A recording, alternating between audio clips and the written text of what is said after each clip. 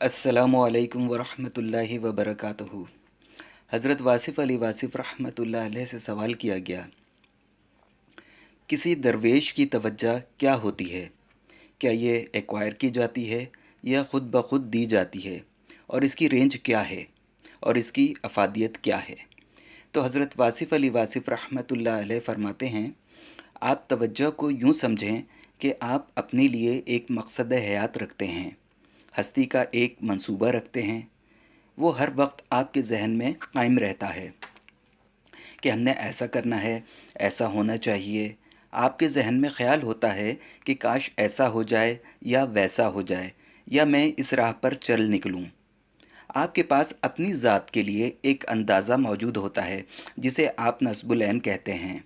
अगर ये अंदाज़ा अपने से ज़्यादा किसी समझदार जहन में डाल दो तो वो उसे वॉच करता है और आप उसका नस्बुल ऐन बन जाते हो। अगर वालिदैन औलाद का नस्बुल ऐन होते हैं तो औलाद वालिदैन का नस्बुल ऐन होती है। वालिदैन औलाद के लिए किसी रास्ते पर चलने के लिए अपने तौर पर दुआ दवा करते हैं तो औलाद के लिए आसानी हो जाती है।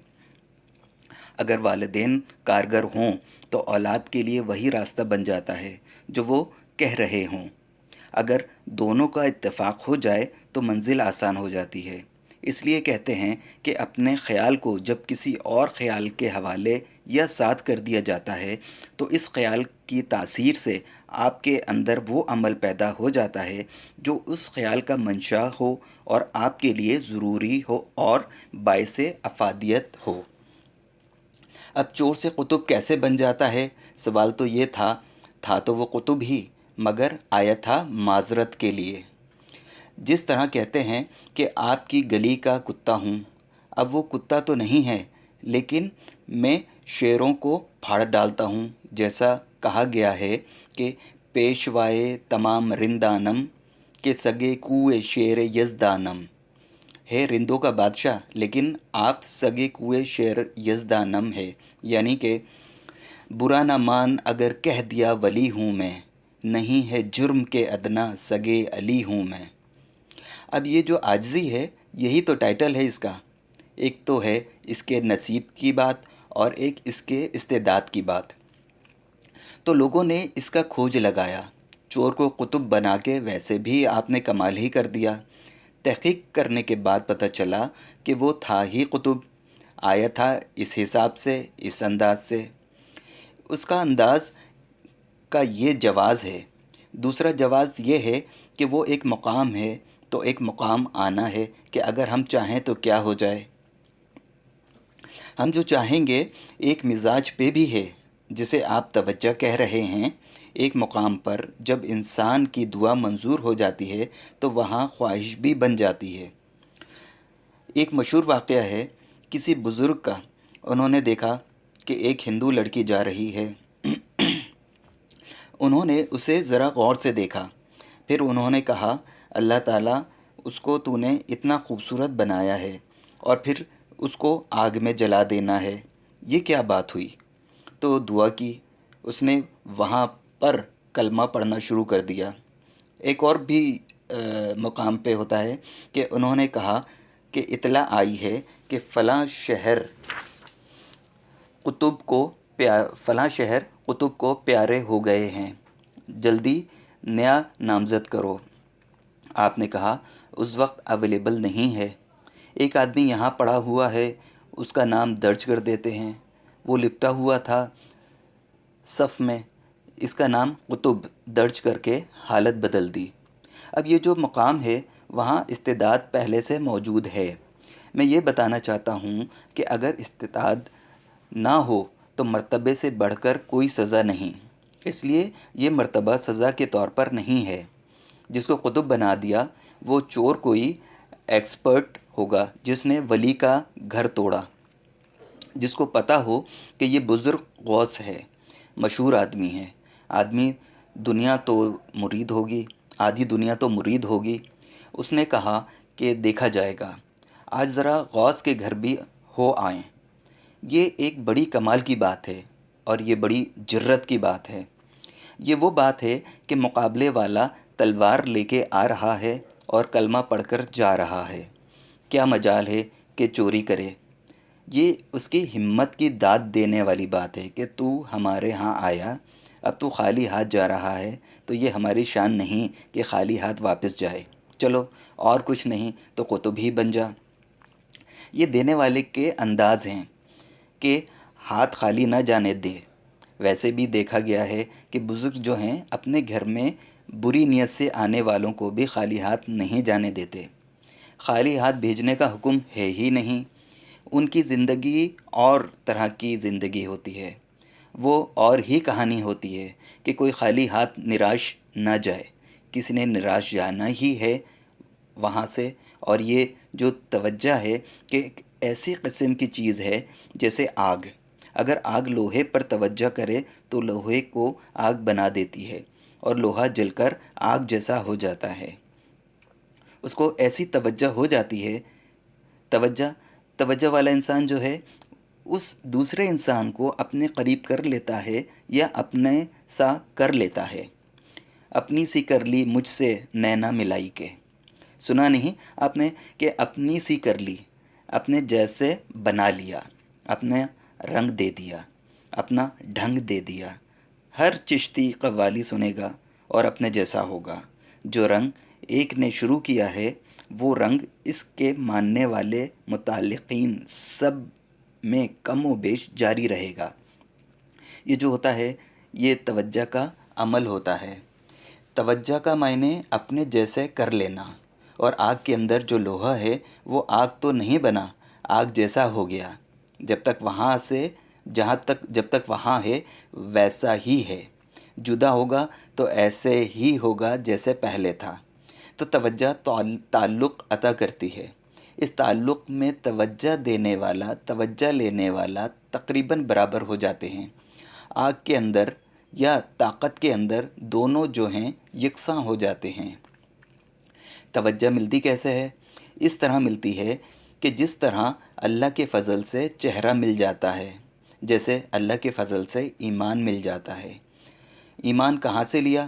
نہ ڈھونڈنے کی چیز ہے اور نہ تلاش کرنے کا نتیجہ ہے، بلکہ یہ اللہ کا فضل ہے۔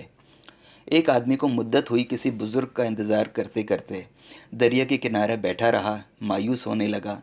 پھر وہ تشریف لے گئے، اس کو بتایا، واپسی کا سلام کیا۔ اس نے پوچھا، آپ وہی ہیں جی؟ بزرگ نے فرمایا، ہاں وہی ہیں، آئندہ ملنا ہو تو میرا یہ ایڈریس ہے، آ جانا۔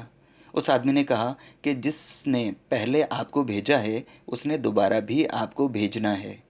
میرا کام ہے یاد کرنا، میرے پاس آنے کا ٹائم نہیں ہے کہ آپ کو تلاش کروں۔ یہ الگ الگ بزرگوں کی کہانی ہے۔ یاد کرنے والے جو ہیں وہ تلاش نہیں کرتے، کہتے ہیں یہ کام بھی آپ ہی کرو، تو ایسا بھی ہوتا ہے، وہ آپ ہی کا کام کرتے ہیں۔ اس لیے یہ صرف توجہ والے کا اعزاز نہیں ہے بلکہ لینے والے کا بھی اعزاز ہے۔ یہ لینے والے کی کرامت ہے۔ یہ سائل کی کرامت ہے کہ آپ کا سامان ہی لے لیا، ایسی آواز نکالی کہ آپ نے لباس ہی اتار کر دے دیا، تو یہ اس کا کمال ہے۔ سائل کا سوال جو ہے وہی اس کی عطا ہے۔ سائل کا سوال ایسی عطا کے دینے والا ہے، بے شک اپنی جگہ پر عطا کرنے والا ہو، مگر وہ لینے کا بڑا اعجاز ہے۔ لینے پر آ جائے تو اللہ کی رحمت لے لے، اور اگر لینے پر آ جائے تو عذاب بھی مانگ لے۔ اس لیے یہ توجہ حاصل کرنے کا حجاب ہے۔ آپ مسکین شکل بناؤ گے تو ہر آدمی کو رحم آ جائے گا، اور اگر آپ مغرور ہو کر آؤ گے تو ہر آدمی کہے گا کہ کیا ہو رہا ہے، خود بخود آپ کے اندر برائی آ جائے گی۔ یہ آپ کا اپنا کمال ہے۔ توجہ لینے کا اپنا کمال ہوتا ہے کہ اس پر نگاہ آ جایا کرتی ہے، اور وہ نگاہ جو ہے وہ کارساز نگاہ ہوا کرتی ہے۔ نگاہ سے مراد اٹینشن ہو جانا، اور وہ رائے بھی دیتا ہے، دعا بھی دیتا ہے۔ رائے وہ ہوتی ہے کہ جو چیز آپ کی سمجھ میں آ جائے، کہتا ہے کہ اس کام کو یوں کر دو، بات آسان ہو جائے گی۔ بلے شاہ کو سمجھ نہیں آ رہی تھی، اگرچہ معمولی بات تھی۔ بزرگ پیاز کی پنیری لگا رہے تھے۔ بلے شاہ نے پوچھا کہ رب کی کوئی آسان سی بات بتائیے۔ انہوں نے کہا، یہ کون سی مشکل بات ہے، پنیری اٹھا کر ادھر سے ادھر लगा दे। भुलिया रबदा की पावना, ऐदरों पटना ते उधरों लावना। बुल्ले बुल्ले को बात समझ नहीं आई। कहता है कि बात समझ नहीं आई। फरमाया कि इस दुनिया से दिल उठा ले, दिल खुद ब खुद उधर लग जाएगा। तो दिल इधर ना लगा। दुनिया से दिल उचाट होके इस तरफ रुजू कर लेना ही रब को पाना है। रब ज़ात नहीं है कि रब हासिल कर लो। रब सिमत भी नहीं है कि इस पर कारबंद हो जाओ। उसकी सिमत इतनी लामहदूद है कि वो आपकी समझ से बाहर है। रब को पाने का मकसद ये है कि उसके बरअक्स वाली चीज़ से आप निजात पाओ। फिर तो रब ही रब है। दुनिया की तरफ से आपने हाथ उठा लिया तो आप रब की तरफ चल पड़े। साहिबान सफ़र जितने हैं, किसी को कोई बात मिल गई, सारे मर्तबे में बराबर नहीं हैं। पैगंबर बराबर नहीं, वली कैसे बराबर हो सकते हैं? आपके मिजाज के मुताबिक दुआ करनी होती है कि आपके इस्तेदाद के मुताबिक और आपके मिजाज के मुताबिक अल्लाह ताला आपको मर्तबा अता फ़रमाए। वरना मर्तबा मिल जाए और इस्तेदाद ना हो तो इससे बड़ी और कोई आजमाइश नहीं है। तारीख़ में देखा गया, ईमानदार आदमी है, ईमानदार नेका इंसान, दीन को समझने वाला इंसान, आजमाइश ये डाल दी गई कि दुनिया की बादशाही दे दी। दुनिया का तसव्वुर इसको नहीं। अब वो सिर्फ दीन में कामयाब था, उसे मैदान में जाकर नाकाम ही साबित होना है और वो हो जाएगा, क्योंकि ये उसका अपना मैदान नहीं है। इसलिए अल्लाह ताला से दुआ मांगनी चाहिए कि आपको किसी ऐसे मैदान में ना डाला जाए जो आपका मैदान ना हो, जो आपकी इस्तेदाद ना हो। मसलन कोई आपसे कहे आप हमारे दोस्त हैं, बड़े अच्छे हैं, ये गाना बड़ा अच्छा गाते हैं, महफ़िल ख़राब हो जाएगी क्योंकि आप गाना नहीं गाते। ऐसे मकाम की तारीफ़ जो आप में नहीं है, यही बदतहज़ीबी है। इसलिए आप दुआ किया करें कि जो चीज़ आपकी इस्तेदाद में हो वही आपको करनी पड़े। इंसाफ की सीट पर बैठे हो तो अपने बेगाने का फ़र्क जहन से निकाल दो, तब इंसाफ की कुर्सी पर बैठना, वरना जिसको अपने बेगाने का पता चलता है वो इंसाफ कभी नहीं कर सकता।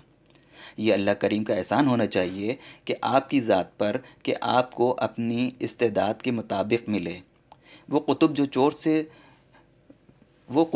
चोर से बना था, वो कुतुबों का भी कुतुब था। फिर उसको वो मकाम मिला तवज्जो करके, उसको मर्तबा अता हो गया। अगर आप फ़कीरों से मिलें, आप में इस्तेदाद ना हो और उनकी तवज्जो हो जाए, फिर कहते ये हैं कि अगर ज़र्फ़ ना हो, तेज़ी हो जाए तो आदमी की जान ख़तरे में है और बाज़ औक़ात ईमान भी ख़तरे में है। नाअहल को अहलियत का मकाम मिल जाए तो उसका ईमान भी ख़तरे में होगा, जान भी ख़तरे में होगी। इस तरह के बड़े वाक़यात हुए। नाअहल पर तवज्जो कर दी गई मगर इसके पास इस्तेदाद नहीं थी। मसलन एक आदमी कोई ख़ुराक खाता है तो वो उसको तकलीफ़ देती है और खाता है तो इस ख़ुराक से मर जाता है। थोड़ी ख़ुराक खाएगा तो ताकत आएगी और वही ताकत देने वाली चीज़, वही ख़ुराक अगर ज़्यादा खा ली जाए तो ताकत छिन जाती है। क्वालिटी वही रहे चीज़ की, और अगर मिक़दार बढ़ा दी जाए तो उसको उल्टी बरअक्स हो जाती है। मुफीद चीज़ मिक़दार में बढ़ जाए तो गैर मुफीद हो जाती है, अगर मिक़दार में कम हो जाए तो फिर कोई बात नहीं। इसलिए खाली मिक़दार के इजाफ़े के साथ मेयार बदल सकता है, तो चीज़ का मेयार बदल जाता है, हरचंद के चीज़ वही रही। किसी चीज़ की कसरत के बावजूद इसमें कमी हो सकती है, इस तरह कि वो चीज़ मनफ़अत बख्श ना हो। आपको अल्लाह ताला ने इतना अच्छा बनाया है कि रात पढ़ते ही सो जाते हैं।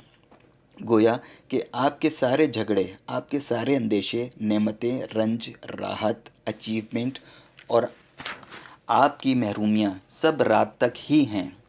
ये अल्लाह ताला की बड़ी मेहरबानी है कि आप पर कि आपके अंदर फरामोश करने की एक सलाहियत रखी गई है।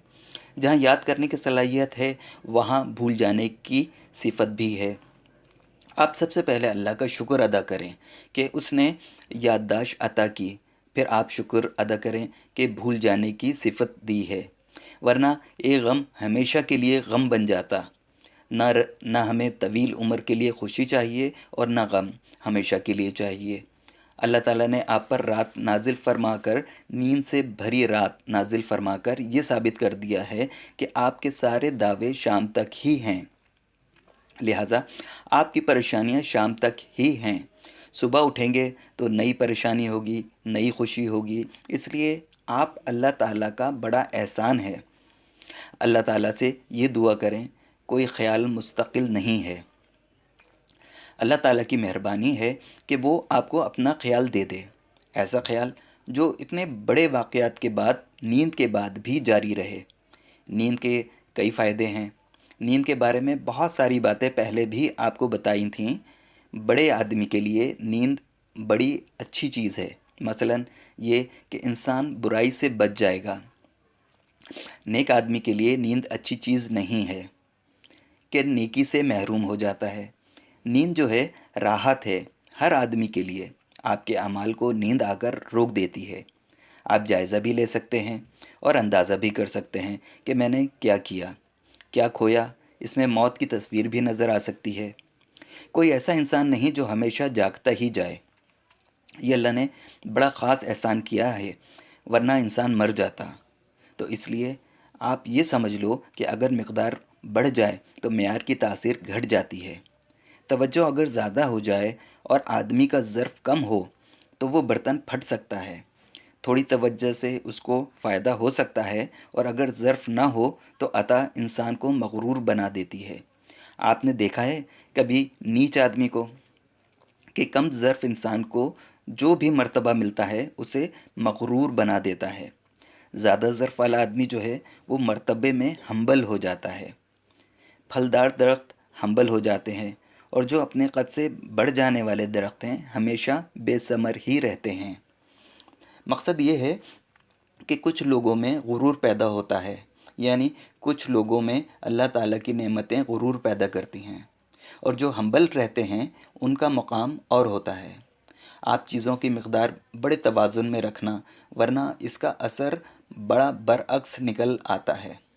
اور توجہ کی تمنا کبھی نہیں کرنی چاہیے، یہ مستند ہے، پکی بات ہے۔ توجہ کی تمنا اپنے لیے ایک ایسی چیز کی تمنا ہے جو موجود نہیں ہے، اور اس سائل کا لباس نہیں ہے، اس لیے سائز سے باہر کی تمنا نہیں کرنی چاہیے۔ اپنے راستے کی، اپنے مزاج کی، سچ کا سفر ہونے کی تمنا ہونی چاہیے۔ قطب بننے کی تمنا جو ہے اس کے لیے چور بننا لازم ہے، وہ آپ نہیں بن سکتے، کیونکہ وہ وقت والی بات ہے۔ اس کا ایک اور مقام یہ ہے کہ جو راستے پر چل رہا ہے عام طور پر اسے صرف شاباش چاہیے، انکریجمنٹ چاہیے۔ جو راستے سے بھٹک گیا اور ہے اچھے خاندان کا تو پھر توجہ چاہیے۔ حکم کے علاوہ کوئی توجہ نہیں کر سکتا، یعنی اللہ کے حکم کے علاوہ توجہ نہیں ہو سکتی، اور اللہ کا حکم ہی توجہ ہے، توجہ کا باعث ہے۔ نگاہ مرد مومن سے بدل جاتی ہیں تقدیریں۔ یوں سمجھو کہ نگاہ مرد مومن ہی تقدیر ہے۔ اگر آپ کی تقدیر میں بدلنا لکھا ہے تو مرد مومن آپ کے پاس آئے گا اور کہے گا کہ تیری کتاب کو بدلنے کو میں حاضر ہو گیا۔ اس لیے اگر آپ کے مقدر میں بدلنا لکھا ہے تو مومن جو ہے وہ صاحب نگاہ دور سے چل کے آئے گا۔ اس لیے آپ اپنے نصیب کے ساتھ انتظار کرو، بڑے اطمینان اور یقین سے انتظار کرو۔ وہ خود بخود ہی آ جاتے ہیں، جس طرح آپ کو روشنی دینے کے لیے سورج کہیں سے آ گیا اور آپ کو خوراک عطا کرنے کے لیے آپ کی ٹیبل چل کر آئی۔ آپ کو کیا پتہ کہ کون سی مل سے کتنا آٹا آ گیا، کدھر سے کیا چیز آ گئی، آپ کے گھر میں کون سی چیز کہاں سے آئی سجانے کے لیے، کیا سے کیا واقعات ہو گئے، یہ آپ کے علم میں نہیں ہے۔ یہ ہوائیں چل کر آئی ہیں، بادل چل کر آئے ہیں۔ وہ جو آپ کی خواہش پوری فرمانے والا ہے وہ آپ کی خواہش خود بخود پوری فرمائے گا۔ صرف آپ استقامت کے ساتھ حسن انتظار پیدا کرو۔ اس دور کے اندر سب سے بڑی کرامت استقامت سے بڑھ کر کوئی نہیں۔ آپ استقامت کر لو تو یہی بڑی کرامت ہے۔ آپ صلی اللہ علیہ وآلہ وسلم کی ذات مبارک کائنات کے لیے ہے۔ آپ صلی اللہ علیہ وآلہ وسلم کے ارشادات کائنات کے لیے ہیں۔ آپ صلی اللہ علیہ وآلہ وسلم کی چھوٹی سی بات بھی یاد رہ جائے تو لوگوں کی ساری زندگی راستہ پکڑ سکتی ہے۔ باتوں کو یاد کرنے کی بات نہیں ہے، ایسا فقرہ ضرور ہوگا۔ فقرہ بتانے کی ضرورت نہیں کسی کو۔ آپ کلام اللہ پڑھو، اس میں ایک آیت ہے، اس میں تمہارا ذکر ہے، اور یہ کہ تم میرا ذکر کرو میں تمہارا ذکر کرتا ہوں۔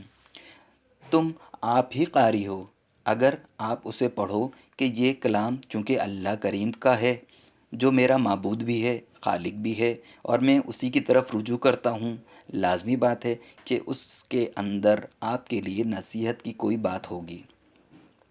ساری نصیحتیں ہیں سب کے لیے، اور ایک بات خصوصاً آپ کے لیے ہوگی۔ آپ اس کو توجہ سے پڑھ رہے ہو تو صرف ایک آیت یا ایک فقرہ آپ کے لیے ہوگا، اور باقی قرآن پاک سے آپ کو الگ نظر آنا شروع ہو جائے گا۔ چلتے چلتے وہاں رک جاؤ گے، اس کو دوبارہ پڑھو گے، چاہے آپ کوئی سی آیت پڑھ لو، کوئی سی صورت پڑھ رہے ہوں، اس میں ایک تکرار آ جاتی ہے۔ جہاں آپ کے ذہن میں تکرار آ جائے، آپ دوبارہ دوبارہ پڑھنے لگ جاؤ، تو اس بات پر غور کرو کہ یہ آپ کے لیے ہے۔ اسی طرح سرکار صلی اللہ علیہ وآلہ وسلم کی ذات گرامی اور احادیث مبارک میں بھی ہوگا۔ اگر حدیث شریف صحیح بخاری لی جائے تو اس کے اندر کتنے صفحات ہیں آپ گن لو۔ سارے صفحات کو یاد رکھنا سب کے لیے ممکن نہیں۔ ایک حدیث آپ کو نظر آئے گی، اس حدیث کی روشنی میں آپ نے زندگی بسر کر دینی ہے، اور اگر کوئی پوچھے کہ حدیث مبارک میں کون سی چیز آپ نے غور کی تو آپ کہہ سکتے ہیں کہ میں نے اس حدیث کی روشنی میں زندگی گزاری۔ اس لیے وہ چیز جو آپ کے عمل میں آ رہی ہے وہ بات آپ قائم رکھ لو۔ حدیث کو سنانا نہیں، یاد کر کے بتانا نہیں، وہ تو کتابوں میں لکھنے کا عمل ہے۔ اگر کتابوں میں نہ لکھی جاتی پھر یاد ہوتی اور ہم یاد بھی کرتے۔ اس کو یاد رکھنا تو ہمارے استاد نے اور اس نے بتا دیا تو ہمیں یاد ہو گئیں۔ جو حدیث آپ کو روشنی دے رہی ہے، آپ اس کے مطابق زندگی بسر کرنی شروع کر دیں۔ ایک لفظ ہو، ایک فقرہ ہو، جو بھی آپ صلی اللہ علیہ وآلہ وسلم کا ارشاد ہو، اس پر چل پڑو۔ جب کبھی آپ سفر کریں گے تو آپ کو اندازہ ہو جائے گا کہ اس مقام پر آپ صلی اللہ علیہ وآلہ وسلم کا ارشاد یوں ہونا چاہیے۔ جب آپ مزاج کے تابع ہو جائیں گے تب آپ کی فکر کے تابع ہو جائے گی۔ جب فکر کے تابع ہو جائے گی پھر آپ کی یادداشت کھل جائے گی، ورنہ آپ کو یادداشت کے لیے زور لگانا پڑے گا۔ زور لگانے والی چیز یاد نہیں آتی، اور پسند والی چیز بھولتی نہیں۔ جب آپ اس فکر میں ڈھل گئے تو خود بخود ابواب روشن ہو جائیں گے، اور پھر سارا عالم آپ کو یاد ہو جائے گا۔ وہ جو روایت ہے کہ ایک بزرگ جو گھوڑے پر سوار ہوتے ہیں، ایک رکاب سے پاؤں دوسری رکاب میں جانے تک قرآن کریم پڑھ لیتے ہیں، یہ آسان ہے، یہ ہو سکتا ہے ان کے لیے ہو سکتا ہے جن کی نگاہ میں قرآن ہے، ان کی نگاہ میں قرآن ہے۔ کمپیوٹر میں گزار دیں تو سارا قرآن گزر جاتا ہے۔ جب آپ قرآن پڑھتے ہیں تو زبان سے بولتے تو نہیں، پہلے آپ بچپن میں بولتے ہیں، الف لام میم پڑھ لیا سارا۔ اسی طرح دوسرا آدمی جب تیسرے کی طرف دیکھ رہا تھا تو وہ قرآن پڑھ گیا، حالانکہ وہ دیکھ رہا ہے مگر پڑھائی ہو رہی ہے۔ تو صرف اس کو دیکھو اور پھر خیال آ رہا ہے اور خیال اتر رہا ہے۔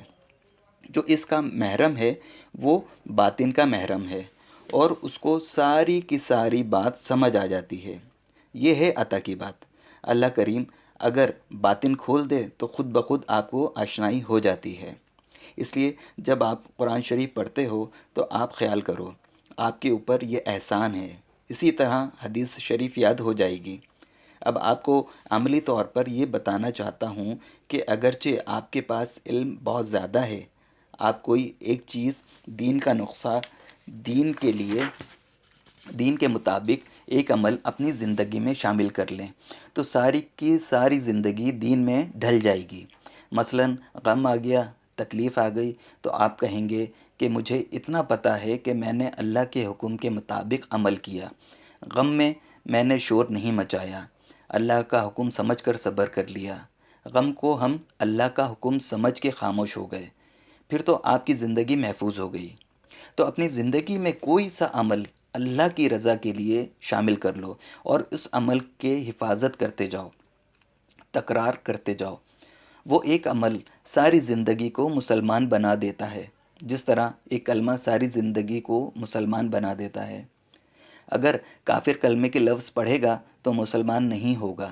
کافر کلمہ پڑھتا ہے، وہ جانتا ہے کافروں نے یہاں عربی فارسی پڑھائی، انگریزوں نے سنسکرت پڑھائی ہے، عربی فارسی بھی پڑھائی ہے، بلکہ قرآن کریم بھی پڑھاتے رہے، مگر کافر صرف کلمہ پڑھ کے مسلمان نہیں ہوا۔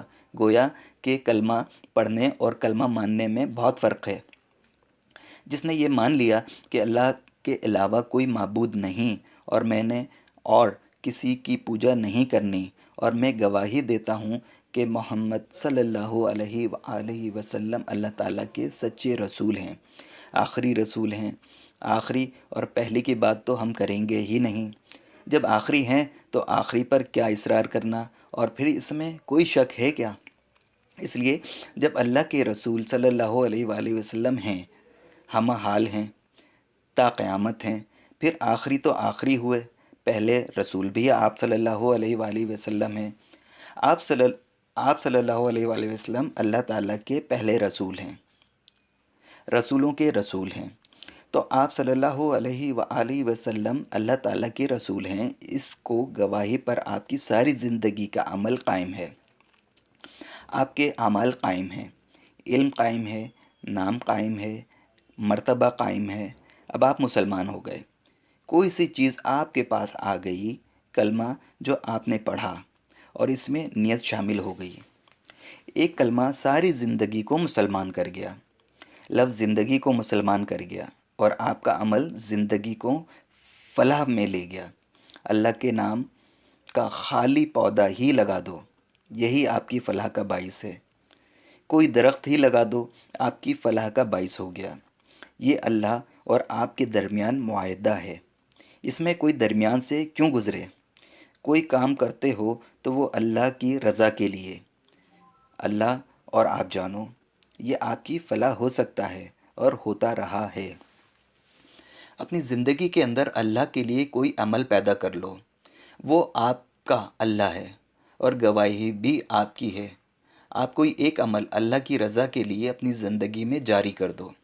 آپ بہتر جانتے ہو کہ آپ کے اندر کوئی خامی موجود ہے، صرف اللہ کو بتاؤ، انسان کی گواہی کے بغیر اللہ کی رضا کے لیے اس خامی کو ترک کر دو۔ تو ایسے لوگ غائب میں اللہ سے ڈرتے ہیں، حاضر اللہ سے تو سب ڈرتے ہیں۔ وہ جو غائب اللہ سے ڈرتے ہیں، اللہ کے نام پر اپنے اندر ایک برائی اس کی رضا کے لیے نکال دیں، پھر فلاح آپ کی ہے، گواہی اللہ کی ہے۔ زندگی میں ایک نیکی اللہ کے لیے شامل کر لو، تو یہ نیکیاں ہیں، ان میں سے اپنے لیے کون کون سی اٹھاتے ہو اور یہ بدی ہے، کون سی آپ ترک کرتے ہو۔ بدی وہ نہیں جو آپ کو ناپسند ہو، بلکہ بدی وہ ہے جو اللہ کو ناپسند ہو۔ یہ بڑی اہم بات ہے۔ نیکی وہ نہیں جو آپ کو پسند ہو، بلکہ نیکی وہ ہے جو اللہ کو پسند ہو۔ اپنی پسند اور ناپسند سے بچ کر اللہ کی پسند ناپسند دریافت کرنا اور اس کی پسند کے لیے نیکی کا اجرا کرنا، اللہ کے لیے اپنے اندر سے برائی دور کر دینا، پھر ساری زندگی کی اصلاح ہو جائے گی۔ اپنے آپ کو دیکھنا، پھر مثلا آپ نہ ہوں تو ساری کائنات بے شک ولی ہو جائے تو ہو جائے، آپ کی دم تک ہی ساری رونقیں ہیں، نظارے نظر تک اور آوازیں سماعت تک ہیں، بات اتنی ساری ہے، تو یہ جو کچھ ہے آپ کے ہونے تک ہے، آپ نہ ہوئے تو پھر کیا ہوگا؟ اس لیے اپنی زندگی میں اپنے ہونے تک کوئی چیز کر ڈالو یا نہ ہونے والی چیز ترک کر ڈالو۔ آپ کبھی اقرار نہ کرنا کہ آپ کے پاس بڑا علم ہے، اس لیے عمل عمل کے تابع کر دو۔ اس اطاعت میں آپ کوئی عمل اختیار کرنا جو اس عمل کے مطابق پرفیکٹ بنے۔ سرکار صلی اللہ علیہ وآلہ وسلم نے اگر جانوروں سے پیار کیا، آپ جانوروں سے پیار اس لیے شروع کر دو کہ سرکار صلی اللہ علیہ وآلہ وسلم نے ایسا کیا تھا، پھر آپ پر اللہ راضی ہو جائے گا۔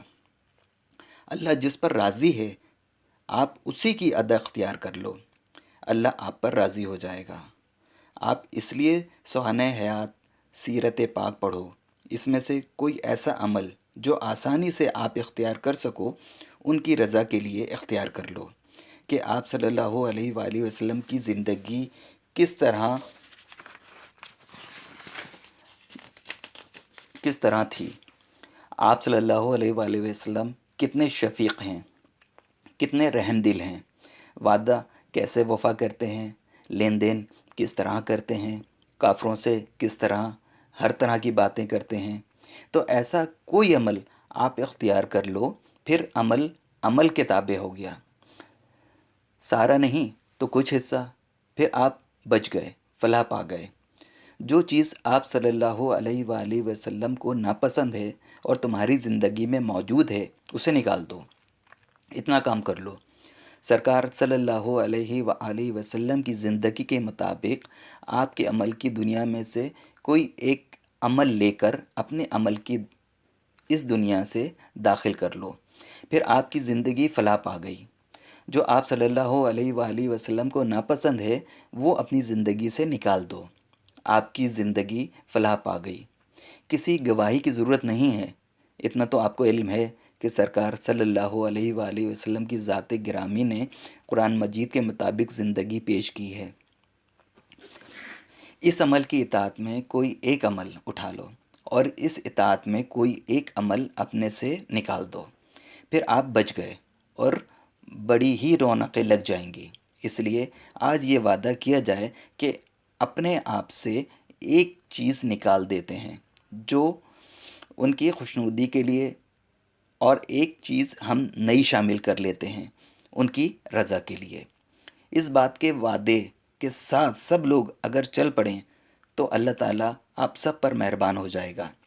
اللہ ایک ادا پر مہربان ہو جاتا ہے، اللہ انتظار نہیں کرتا، بس ایک عمل آپ کا چیک کیا، بس ایک دفعہ راضی ہوا تو راضی رہتا ہے، وہ راضی ہو گیا تو راضی ہی راضی ہے، اور جس پر نہیں راضی اس کو اپنا نام لینے نہیں دیتا۔ جو اس کا نام لیتے ہیں وہ انہیں پہلے رضا دیتا ہے، پھر وہ نام لیتے ہیں۔ اس راستے پر وہ چل نہیں سکتا جس پر اللہ راضی نہ ہو۔ اللہ راضی پہلے ہوتا ہے، سفر بعد میں ملتا ہے۔ اس لیے جن لوگوں کو یہ سفر ملا وہ اللہ کے راضی ہونے کا یوں یقین کر لیں کہ اللہ راضی پہلے ہوتا ہے، سفر کا شوق بعد میں ملتا ہے۔ تو اس سفر کا شوق جو ہے یہ اللہ کی رضا کے بغیر نہیں ملتا۔ شوق اللہ کا ہے اور اللہ کہاں ہے یہ ہمیں پتہ نہیں۔ ایک آدمی جس کو یہ خیال ملا تھا اسے اللہ کی تلاش کا شوق ہو گیا۔ اس کو کسی نے کہا کہ اللہ راستے میں مل جائے گا، چلا جا۔ وہ بیچارہ بھاگا گیا، جو چیز نظر نہیں آئی سب کو سلام کیا، دیوار کو ہاتھ لگایا، کبھی کھمبے کو ہاتھ لگایا، کبھی گائے کو، بیچارہ اللہ ہی سمجھتے ہوئے چلتا گیا۔ ان پڑھ تھا بیچارہ مگر شوق زیادہ تھا۔ کہتے ہیں وہ اس پہاڑ پر چلا گیا جہاں پر 7 ہستیاں رہتی تھیں۔ جب وہاں پہنچا تو جنازہ رکھا ہوا تھا اور 6 ہستیاں زندہ تھیں۔ انہوں نے کہا سرکار آپ آ گئے ہو، جنازہ پڑھاؤ۔ سرکار تو ان پڑھ تھا، اس نے کہا میں تو اللہ کے شوق میں آ گیا اور آپ کہتے ہو کہ میں جنازہ پڑھاؤں، میرے پاس علم تو نہیں ہے۔ کہنے لگے آپ پڑھاؤ تو صحیح۔ اس نے محسوس کیا کہ علم آ گیا۔ اس نے پوچھا بات کیا ہے؟ اس نے کہا یہ ہمارے امام ہیں اور ہم 7 ہستیاں کنٹرول کرنے والی ہیں۔ انہوں نے کہا تھا کہ میرا جنازہ وہ پڑھائے گا جو میری جگہ نامزد ہو کے آ رہا ہے۔ نامزد ہونے کے اولین زمانے تقریباً جہالت کے زمانے ہو سکتے ہیں، اور اس علم کی دنیا پر نامزد ہونے کے اولین زمانے تقریباً علم سے محروم زمانے ہیں۔ وہاں پر شوق ہے، علم نہیں ہے۔ اس لیے اگر شوق ہو جائے، علم نہ ہو، تب بھی یہ سمجھ لو کہ کوئی چیز آ رہی ہے۔ وہ چیز جب اللہ کی طرف سے آتی ہے تو شوق بن کر آتی ہے، اور جب آ جائے تو علم بن کر ٹھہر جاتی ہے۔ شوق کی حفاظت کرو، علم اس کے اندر ہے، لہٰذا آپ شوق کی حفاظت کرو، بس علم اس کے اندر ہے۔ آپ لوگوں کو مقام شوق پہچاننے کے بعد بڑی مبارکباد ہے، سب کے لیے مبارک ہے۔ یہ شوق سلامت رہے، یہ شوق ہمیشہ سلامت رہے۔ ایمان سلامت ہر کوئی منگدا، عشق سلامت کوئی ہو۔ ایمان کی سلامتی تو ہر کوئی مانگتا ہے، اپنے شوق کی سلامتی مانگو۔ تو ایمان سے پہلے شوق کی سلامتی مانگو۔ ایمان کی سلامتی شریعت ہے، شوق اور ایمان کی سلامتی فقر ہے۔ بس آپ اپنے شوق کی سلامتی مانگو، اللہ تعالیٰ آپ کو سلامت رکھے۔ اللہ کریم حضرت واصف علی واصف رحمۃ اللہ علیہ کے درجات کو بلند فرمائے، آمین یا رب العالمین۔ السلام علیکم ورحمۃ اللہ وبرکاتہ۔